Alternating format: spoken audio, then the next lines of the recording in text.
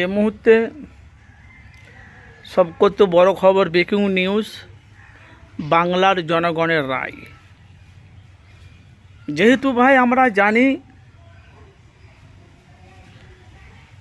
যে আজকে বাংলা যে পরিস্থিতি চলছে, বাংলা উত্তপ্ত।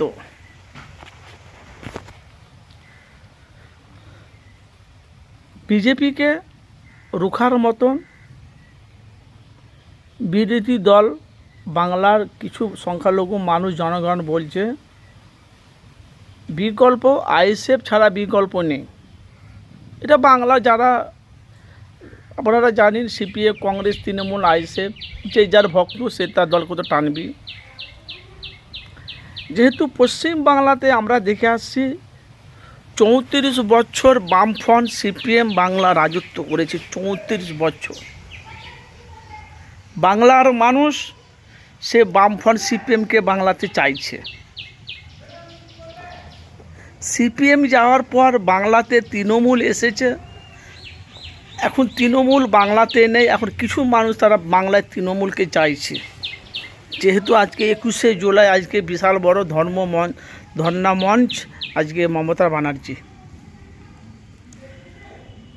বিজেপি সরকার বাংলায় এসেছে বাংলার মানুষ দুর্নীতিকে মুক্ত করার জন্য, উন্নয়নকে ফিরিয়ে আনার জন্য, মানুষের হক ফিরিয়ে দেওয়ার জন্য বাংলার মানুষ এই বিজেপিকে এনেছে বাংলায়।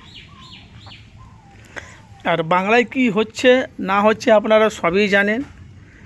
তো 2031-এ ক্ষমতায় কে আসবে, জনগণ বুঝে আইএসএফ ছাড়া কোনো বিকল্প নেই। 2031-এ বাংলার জনগণ রায় দেবে বাংলার মানুষ কাকে চাইছে। বিজেপি যদি বাংলায় ভালো কাজ করে বাংলার মানুষ বিজেপিকে চাইবে। সিপিএমকে যদি বাংলার মানুষ নিয়ে আসে তো সিপিএমকে বাংলার মানুষ চাইবে। আইএসএফ যে একটা নতুন দল বেরিয়েছে আপনারা জানেন, যিনি ভাঙড়ের বিধায়ক এমএলএ নওশাদ সিদ্দিকী ভাইজান, বাংলার মানুষ যদি ওনাকে চাই উনি আসবে কেন? এখানে তো মুখ্যমন্ত্রীর ব্যাপার আছে না। নওশাদ সিদ্দিকী তো একটা সিট পেয়েছে, যেমন হুমায়ুন কবির 2টো সিট, একটা সিট ছাড়তে বাধ্য হয়েছে। এবার বাংলাতে আপনারা জানেন যে বাংলার মানুষ কাকে চয়েস করবে। বাংলাতে অনেক মানুষ বলছে নওশাদ ছাড়া, আইএসএফ ছাড়া বাংলা বিকল্প নেই। ভাই আমার কথা নয়, বাংলার অনেক সাধারণ মানুষ তারা এটাই বলছে। কেউ বলছে আবার বিজেপি বাংলায় থাকবে, আবার কেউ বলছে তৃণমূল বাংলায় ফিরে আসবে, আবার কেউ বলছে আগেকার সিপিএম পার্টিটা আবার বাংলায় এলে আবার পরিবর্তন হবে। তো আপনারা 2031-এ ক্ষমতায় আপনারা কাকে চাইছেন একটু কমেন্ট করে অবশ্যই আপনাদের মূল্যবান আপনাদের মতামত অবশ্যই জানাবেন।